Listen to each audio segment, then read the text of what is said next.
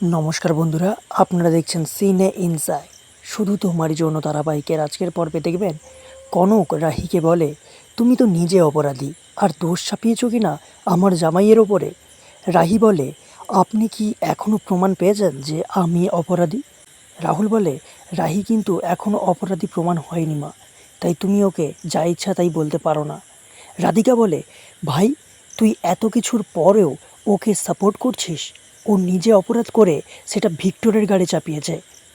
আমার আর টিনটিনের সামনে ওকে কতটা ছোট হতে হয়েছে বলতো। রাহুল বলে, আমি রাহির জন্য যেটা করা উচিত সেটাই করছি, তুই তোর হাজব্যান্ডের জন্য যা করার কর। এটা শুনে রাধিকা কষ্ট পেয়ে সেখান থেকে চলে যায়। এরপর রাহি তিতলির দিকে তাকিয়ে বলে, যারা এসবের পেছনে আছে তাদের এক একজনকে আমি টেনে বার করব।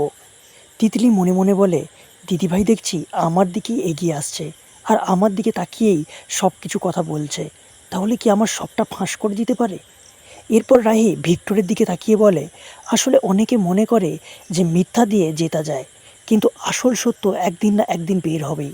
ভিক্টর এটা শুনে ভয় পায়, মনে মনে বলে, রাহি কি কোনোভাবে জেনে গেল যে এসবের সঙ্গে আমি কানেক্টেড? এসব দেখে তিতলি ইচ্ছে করে অসুস্থ হওয়ার নাটক করে। তা দেখে সন্দেহ হয় হ্যারির।